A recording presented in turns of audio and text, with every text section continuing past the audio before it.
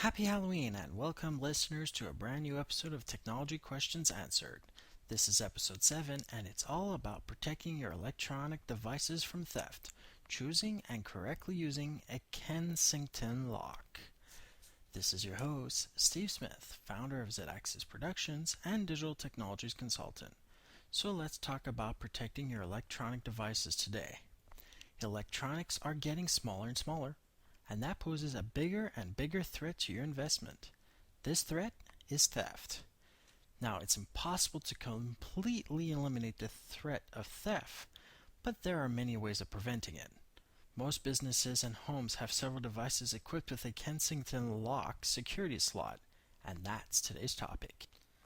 Laptops, netbooks, flat panel displays, and other similar devices, since the year 2000, have been fitted with a Kensington Security slot, with the exception of at least 2 MacBook laptops, notably the MacBook Air and Mac Mini, which Apple made without these slots. What's this mean for you, you may ask? It means you can go to any public place that has a permanently fastened furniture and lock your netbook, notebook, or laptop and help prevent the theft of your devices. In the business workplace, you can lock all your flat panel screens and projectors securely in offices and presentation rooms. You can also lock laptops and computer screens to workplaces and prevent theft of the machine and the data within the device. You can also use such locks in certain computer towers as well. And if there is no native slot in your computer tower, you simply need to make such a slot yourself. I included the specifications in the show notes. To use a Kensington lock is relatively simple. You only require a permanently mounted bar or beam nearby to loop the lock around. Simply pass the lock around the area you have chosen and pass the lock through the loop, and securing the locking portion of the Kensington lock into the device you wish to protect. You may also purchase anchors and adapters for the workplace and home from their website. The link to their site is provided in the show notes as well. So how to choose the best Kensington lock for your needs? My personal suggestion is to go as thick as you can on the cable. The higher the rating, the stronger and harder it is to cut. You're less likely to have it stolen. I doubt somebody will be in a coffee shop with a two-handed cable cutter, but it can happen. Also, when it comes to a lock itself, do not buy one with a round key, but opt for the flat key system or combination lock. My preference is the flat key design. Flat key designs are much harder to unlock in a short period of time, and someone can always get lucky on the first try with a combination lock.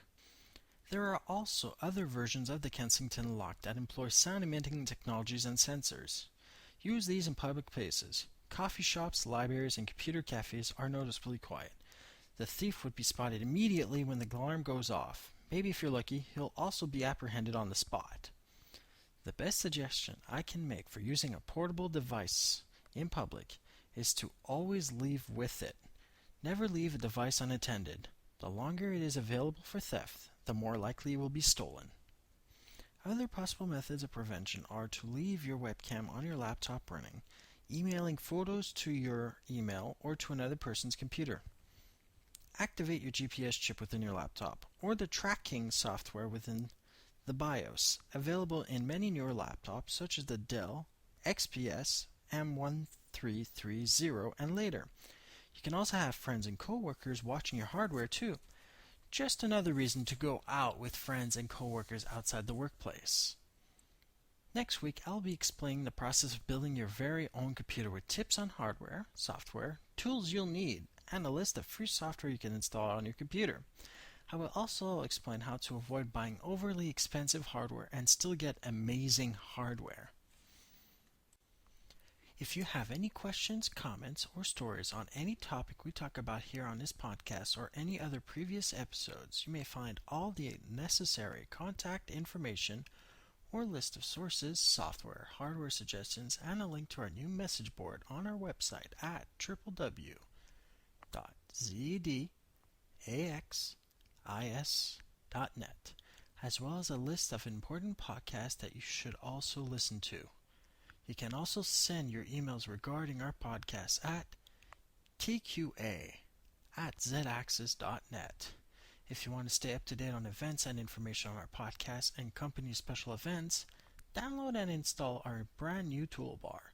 Listen to our podcasts, stay connected with the latest news, and have direct access to our website, podcast, YouTube channel, Messenger board, Twitter, and Facebook. Our toolbar is powered by Conduit.com. This has been a podcast hosted by Steve Smith, Digital Technologies Consultant for Z-Axis Productions. Stay safe and online. This has been Technology Questions Answered.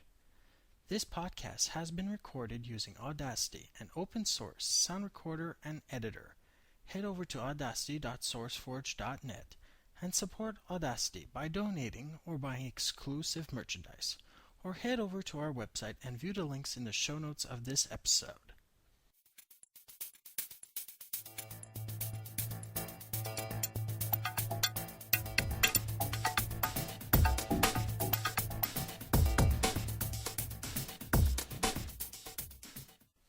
This show was recorded October 31st, 2010 and is now available on iTunes and our website at www.zedAXIS.net.